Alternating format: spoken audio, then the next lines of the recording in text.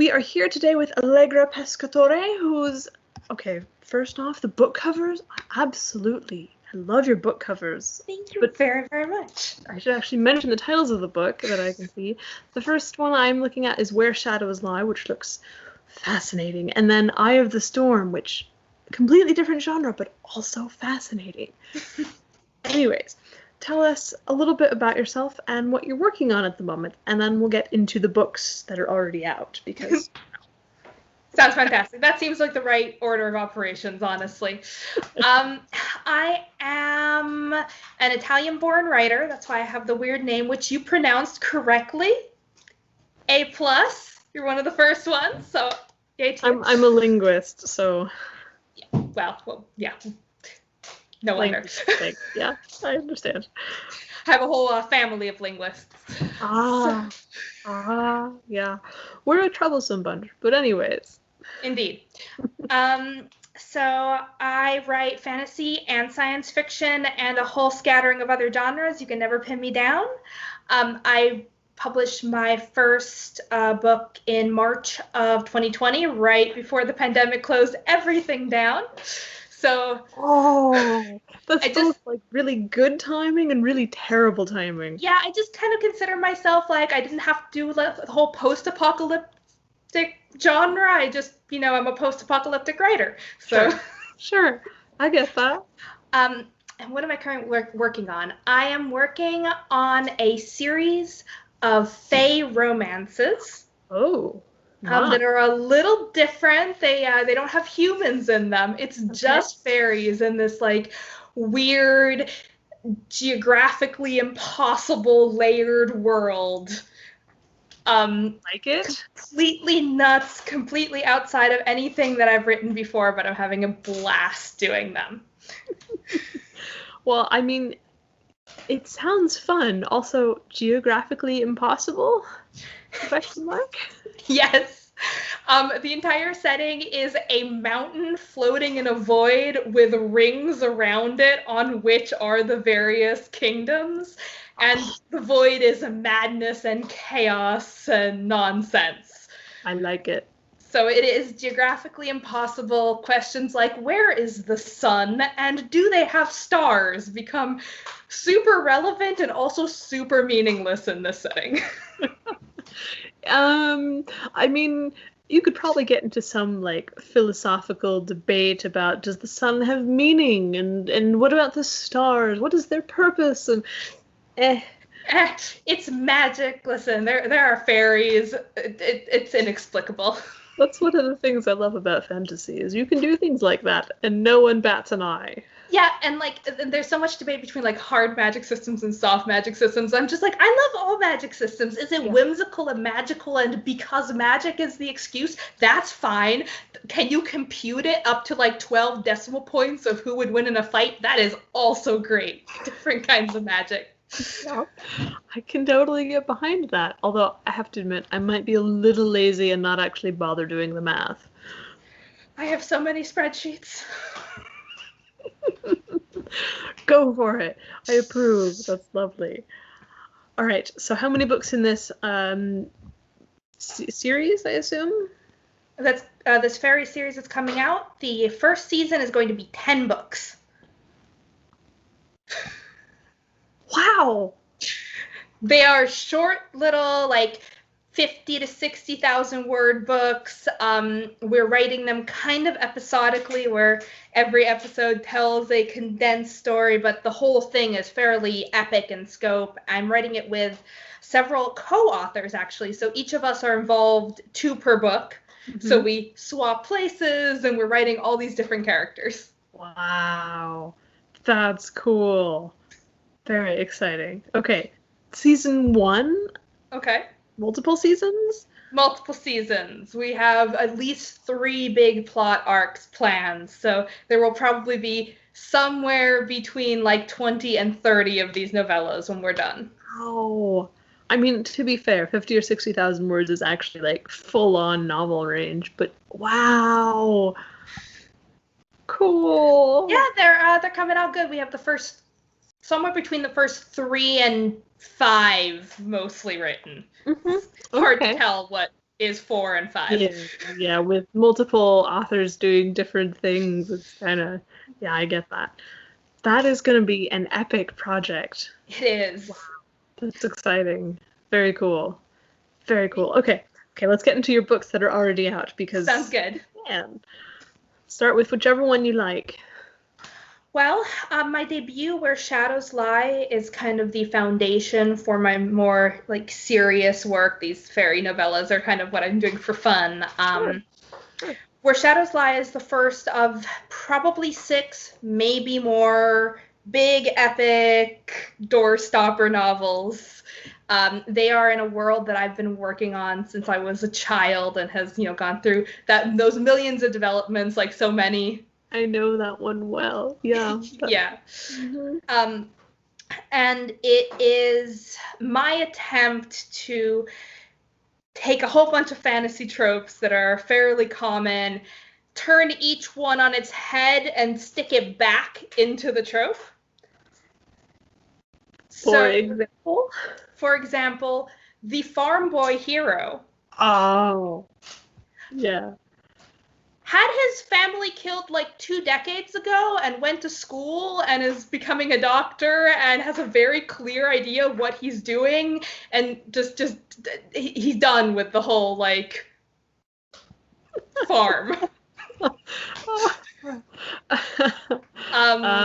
The wise mentor might actually be the villain. They're not sure yet. Oh, yes. Things like that. I'm really trying, like, the chosen one dies in the prologue. And all these things, one of the heroes gets damseled and distressed for most of the book, and the princess rescues him. Yes. Like it, right. And yet I try not to make it comedic. I wanted to really play with these, like twisted tropes, but 100% serious. Like, not just for the comedy of it. So it is a story about a lot of loss and ethical dilemmas. The main character, Eleanor, is caught between her brother, who was a rebel and wanted to kind of take down the rulership of the land, and her family, which is the rulership of the land. Her father is the tyrannical king. So she is caught between her brother's goal, which was to repudiate everything that their family stood for, and what she has been taught her whole life is right and good. Oh. On top of that, she's a disabled protagonist, so she is dealing with a whole lot of health issues, and which I appreciate so much. Yes, that is like my thing. I just refuse not to have something of my own experience in my novels, and disability is definitely that thing that I have striven to put in. Yeah. But yeah, very cool. Wow. Okay, so 5 or 6 you said of this. Yes. It is a story that I have again been playing with since I was a kid. It went through so many different versions and ideas. At one point there were 18 books planned. I managed to condense that down a bit, but yes, the first book of the story introduces these 6 philosophical views. There are these litanies within the religion. And so each book kind of follows the story of one of those litanies and how it applies to the story. So, for example, Where Shadows Lie is, I will walk in the light alone and unafraid. In shadows I will find no fear, for they are fleeting. And when darkness blocks my path, I will not stop, for only challenged will I grow. It is mine to walk the troubled road where others dare not tread, and speak the truth where shadows lie. Ooh. Oh. So each book kind of takes one of these litanies and explores it. I like it. That's awesome. Thank you. I imagine the world is going to be like super, I don't know if intricate or epic is the word I'm going for there. I think that I managed to do something interesting. I liked having a variety of geographical locations. So part of the plot takes place in a desert. Part of it takes place on tropical islands.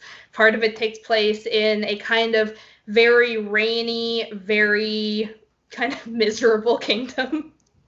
But the rain. It's beautiful, but it's named after the rain, and it literally is raining in almost every single scene. They have an entire like wardrobe based on raincoats because you just don't not wear a raincoat. I kind of want to go there now because that sounds pretty awesome. Yeah, I would like to send some of it to California just every fall. Oh man. Oh, have you seen the pictures? Yes. It's terrifying. Oh my goodness. Okay, let's not talk about like actual things that are happening here because it's we do fiction, right? Yeah, we're gonna talk about fiction because you can actually fix things in fiction, and the world right now is kind of like we're not there yet. Yeah. Book second that you've got out. Yes, that as we're recording, it's actually 2 days until it drops, so it isn't quite out yet. But NaCl, Eye of the Storm, is absolutely about fixing things in fiction. It is an arcane punk pirate heist novel. Dude! Set in a world without salt. Hence the title. The gods created a world. They thought they were dreaming. They made this perfect paradise of tropical islands, beautiful oceans. They decided to make the oceans fresh water and fill them with all these gorgeous fish and plants.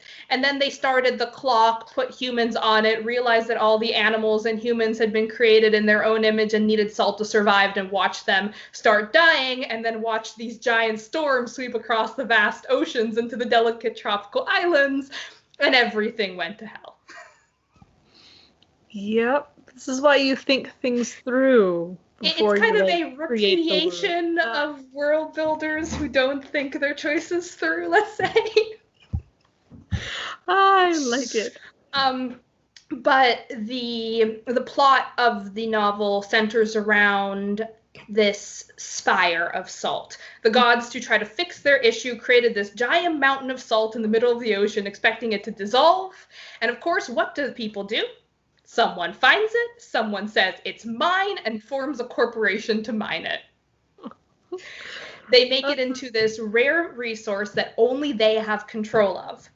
And therefore, they have control of the whole planet. Whoops. So the story is of a group of kind of rebellious pirates and outcasts who decide, hey, why don't we blow it up? Because that solves so much. I love it. So it is very much kind of the way I deal with my frustrations with the real world, let's say. And it is ridiculous, wild. It has more swear words than I think I had ever used up until the age of like 25. So it's definitely more of an adult novel, but it is kind of inexplicable. Mm-hmm. It was written over 6 very, very angry weeks. Oh, wow. And my co-author and I do not know exactly where it came from. I don't know. I like it. That's fun. Oh, because there are definitely worlds I've seen in fantasy novels where, okay, you're kind of missing that one thing, or science fiction novels too. Yes. Yeah, it's just, okay, you're missing it. You can't, I mean, that doesn't, if we're going with physics here and, you know, like normal biology, then... Yes. No, it was something that has always bugged me because I'm totally the person reading books and being like, but, where, how, what? And salt is one of my, like, obsessions in the real world. I study the history of salt on our planet. I collect salt. I'm the weird salt person. So I think it was very natural to explore salt specifically as the resource that wasn't there. Because in human history, we've kind of dealt with that. Well, yeah. I mean, of course, the first thing that comes to my mind is salting the field, which is the opposite of lack of salt, but... But I mean, just the idea of the word salary comes from salt. Mm-hmm. It's that important to survival, and I wanted to play with that. Yeah. Ooh, fun. Okay. Arcane punk pirate heist. Yep. It's a little bit different than your other novel.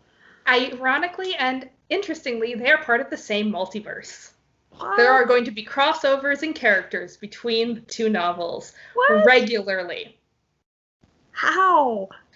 Wait, can I ask that without spoilers? Yes, okay. You can. The how is I am part of a project called AO Collective Publishing. It's my baby, and we wanted to create a universe where multiple authors could work in, on kind of the idea of playing with the idea of world builders. Oh. So in this universe, normal people, far in the future of Earth, develop the ability to become gods to other worlds. Oh, this is going to end so badly. It ends badly everywhere.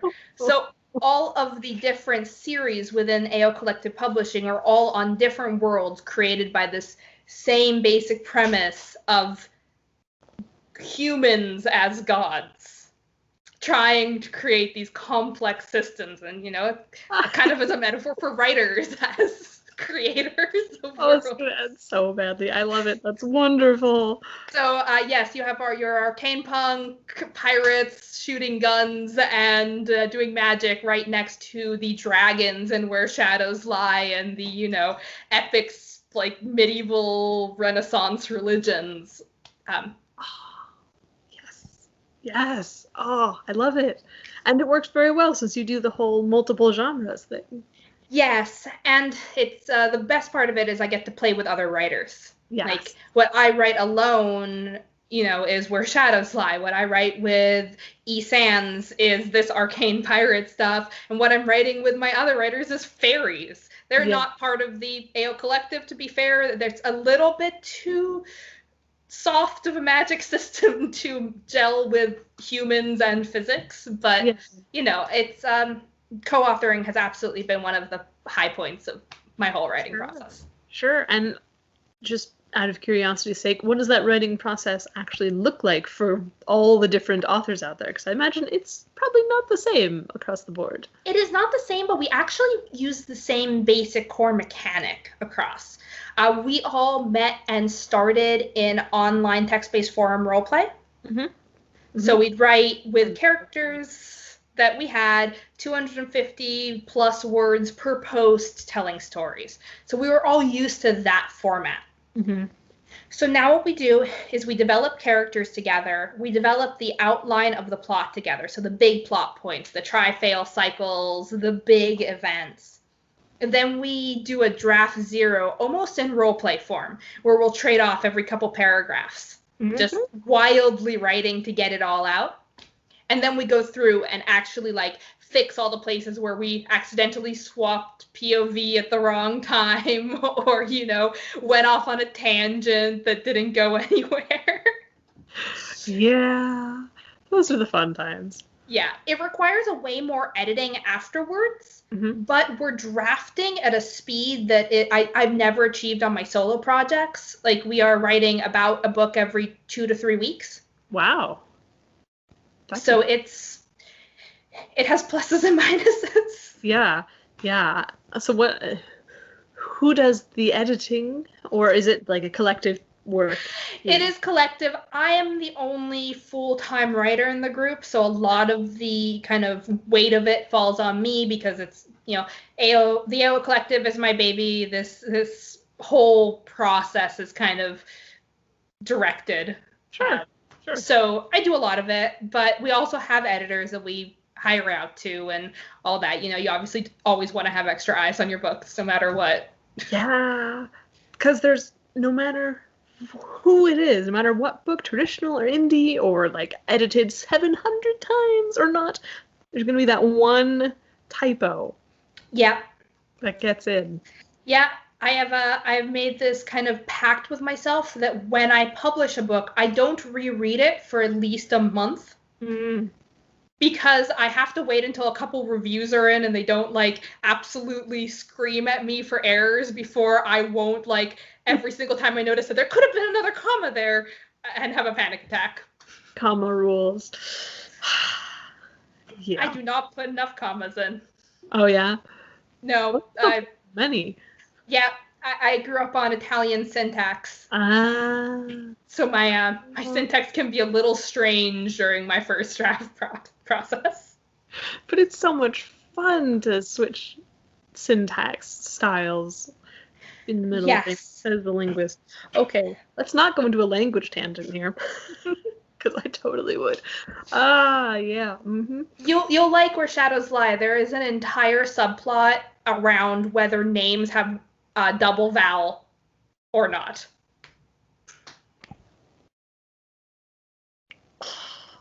Okay. Siren Song. Yep. Mm-hmm. Now I need to read that book. Okay. Anyways, moving sideways because we can. Author out there whose abilities you'd like to steal to improve your own stuff, because we're all about hypothetical theft.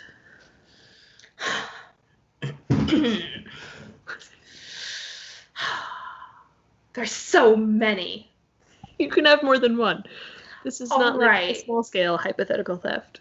I'm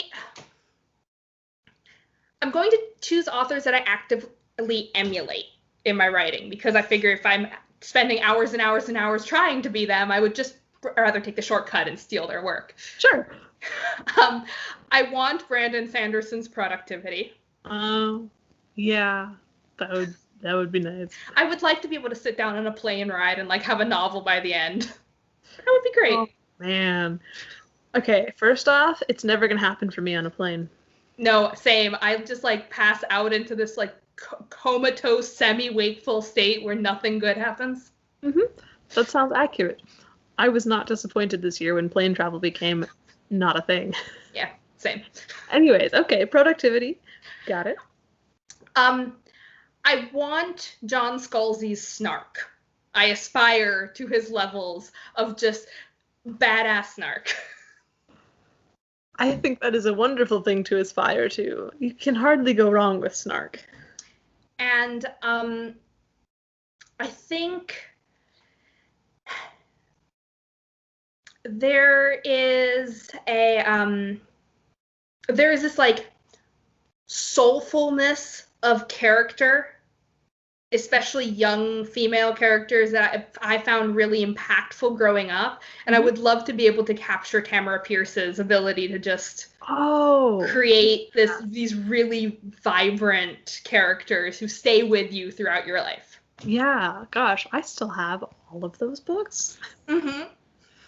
They were just very meaningful. So. Right. And I also liked it because it was a bit more real than many of the other fantasies that I had read. Yes, indeed. It doesn't skirt away from real problems in a way that was really refreshing. Yes. Okay. Character soulfulness. Oh, that would be, I might have to steal that theft. Just go in the night. I mean, I write heist novels. I'm sure we could plan a heist. I mean, we could probably make it work. Yeah. Okay. Not talking about heists on air. Got it. No, well, I mean, as long as we put the word hypothetical in there. Of course. This is hypothetical, internet. I feel like we're writers, and no one actually takes us seriously unless we're on the bestseller list. So it's true. Meh. But then again, if we ever commit a crime, like all they have to do is look in our Google history, and there's like 10,000 Google searches for really bizarre things. Most of my Google searches end up being, how do I actually spell this word? Mine tend to be, what are the exact toxic properties of curare? Oh, yes, I have done that too. It's been a while since I've done poison research. Poison research is always fun. Yeah. I like it also when the algorithms start picking up on the stuff that you've researched, and suggestions that could drop down are like really bizarre. Uh-huh. Less Google and the weird things I've learned from it at like 3 a.m. Right? Yeah. Okay, so we talked about your co-authoring process. What about your process for your own pieces? Bash my head against a wall until the words come out? I feel like bashing your head against the keyboard might be more useful. Probably more useful, but I never said my process was like perfect. Just perfect. There's room to improve. No, actually, it's not that dissimilar. I set myself a pretty clear outline. My Where Shadows Lie was about 240,000 words.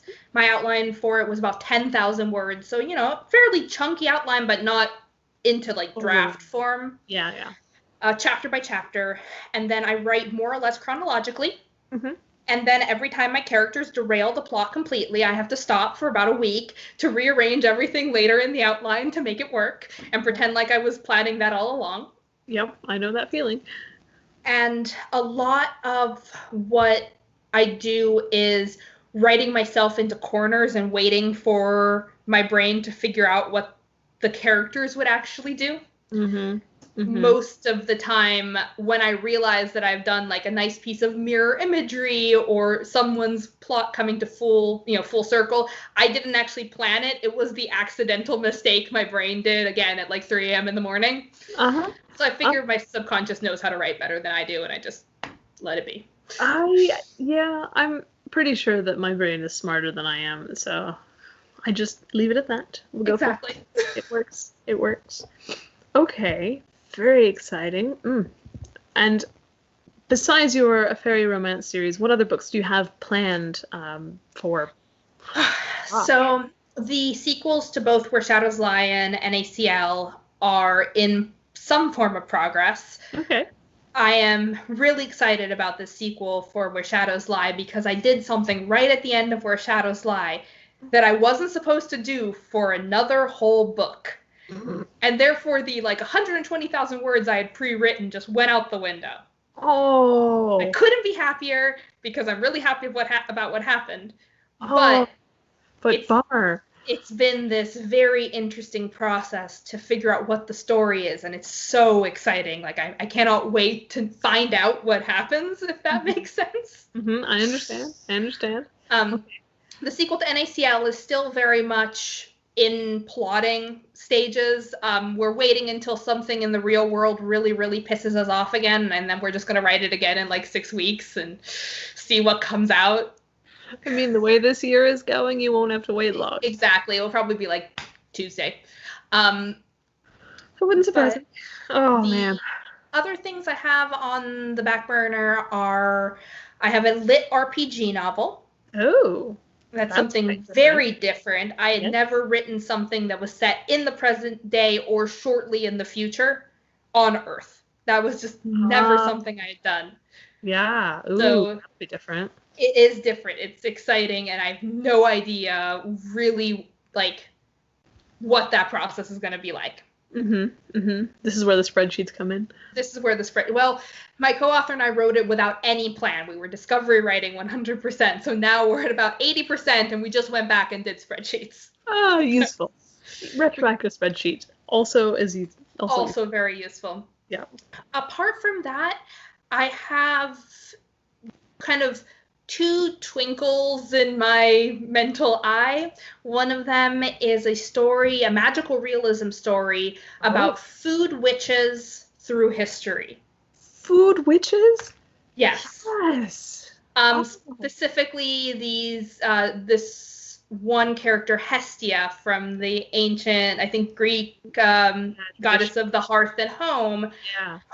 Reimagining her as a witch whose power comes from food and who has been rendered immortal and who is traveling through time, exploring places like culinary history and meeting important people in food trade and things like that. And good food. Exactly. So the novel I had planned to write was actually, ironically, because of what's happening today, supposed to be during the Black Plague in Florence. Oh, the Black Plague years. Yes, I came from Italy. I lived near Florence, and I really wanted to explore medieval food and the relationship we have as a culture to food and grief. Oh, that's an interesting combination. Yeah. But then the plague came, and writing that felt a little too close to home. So that's been backburnered a little bit. The other piece is something that just kind of came to me and hasn't left yet, which is the idea of this dark fantasy auction house where anything is auctioned in this magical city, a very urban-based fantasy novel set in this kind of almost Warehouse 13-ish auction house, very Victorian, kind of weird, bizarre, dark fantasy. So I'm slowly doing that in the background. Okay. Wow. I mean, ooh, you could do so many different things with that. Mm-hmm. So as I said, I have no ability to stick on genre, even a little bit. Meh. Yeah. Yeah, that's about what I have on my very long to-do list. Fun things. All right, now we're getting into the slightly more serious part of the interview, which is to say not terribly more serious, but for writery types trying to get into the world of, well, the stories are all over the place. I don't quite know which one to pick, but pick your favorite. Are there traps to avoid? Well, I'm actually going to, I think, talk about the kind of commonality I have that exists in all my novels, which is writing characters who, like, writing disabled characters, writing representation, essentially. Yeah. It's something that I work on very well, and obviously I'm not the person to ask about representation of race or anything else, but as far as, like, writing characters with disabilities, there is this trend currently in fiction where representation is still very superficial for characters, especially characters who are disabled. Yeah, I've noticed that a bit, and I'm kind of,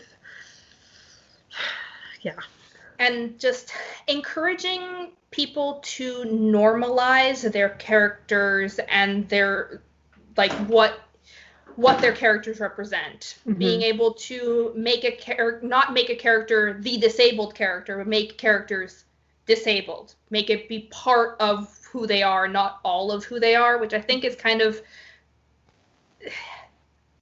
part and parcel for pretty much any representation of any minority. I would also just really encourage writers to not take your first assumption about who a character is. A lot of times, unless a character tells me very clearly that they must be this or that or the other thing, I often just toss a coin. Like for gendered roles where I use pronouns for random NPCs, the guard in the corner, the baker, I always flip a coin to figure out which pronoun I'm going to use. Yeah, I do the same thing. Because it's like little things like, the pastry chef is, a woman in today's kitchen or a man in a medieval story. I went total, like, early 1920s French pastry chef, the guy with the toque. Yeah. And, now I'm hungry. Exactly, but just not making those assumptions, because just having that diversity in the background can be really meaningful and really impactful. Sure, yeah. To readers.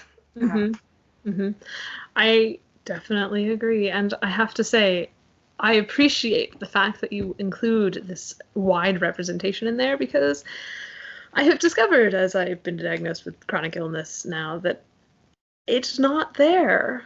It's not. The entire reason why I went into making Eleanor disabled, and specifically why I gave her an invisible illness, was because of that. Because while I had seen fantasy and science fiction where someone was in a wheelchair or had an old war injury or something like that, very rarely do you have someone who just is in pain every day.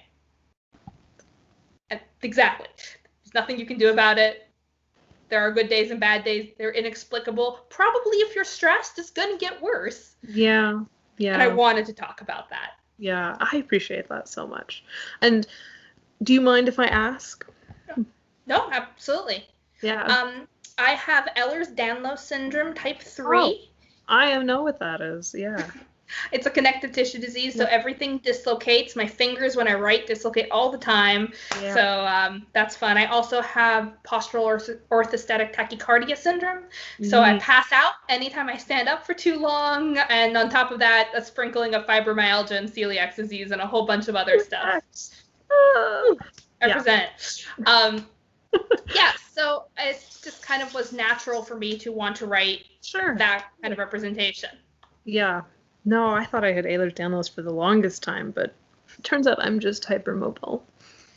There's a lot still that they're trying to figure out about where that line is between hypermobility and EDS. Yeah, I've done some research just because, before I got the whole rheumatoid arthritis thing sorted out, they were like, yeah, well, we don't, and you're not, and I mean, you can bend over without any stiffness. I'm like, well, dude, that's because my hips pop out whenever I do. I mean... Obviously, isn't that how everyone's body works? Yeah. Turns out, no, it's not. Like, what? Yeah. Okay, anyway, I appreciate that so very much. No, yeah, okay. All right. Is there anything else you'd like to add about your stories? Not really. I think they kind of... speak for themselves and as far as how eclectic and weird they are. Yeah. Wonderful. I appreciate it. I really do. The eclectic and the weird. I mean, okay. You do love your standards every now and again. Of course. Great escapism. We love it. But come on. There's a lot out there. And I appreciate when things are just explored one at a time. Mm-hmm. I maybe take it a little too far. In NaCl, there is a character who dresses like in bright clashing colors and sees the future and is just actually probably some form of... I don't know. He's a bit nuts. So, like... the 60s condensed into one into one person, like all of disco condensed into one person. Not everyone has to go that wild, but it is nice to see something in a story, that one thing or two things or however many that are just twisted and different. Yeah, that's fun. Anyways, it has been absolutely great talking with you. I'm excited to read your books. It should be huge amounts of fun. I will look out for... Okay, it's NaCl, not sodium chloride? It is NaCl because sodium chloride, Eye of the Storm, was just, too long of a title. Okay, just making sure you didn't want it to be pronounced with its, like... Nope. Got it. No, it's already beefy enough, but... And for all the actual chemistry and salt nerds out there, it's spelled all caps in the title only because capital I's and lowercase L's look exactly the same in most fonts. I apologize. I promise it's spelled correctly inside the text. Yeah. Typography. Oh. It's an art form. It is so very much. And I'm not very good at it. Me neither. Thank goodness for cover designers, right? Yes, very much. All right, well, have a fantastic rest of your Friday. You too. Thank you so much for having me on. This has been a blast. Yeah, it was great. All right, well, have a great day, and I shall see you around. See you around. Bye. Ciao.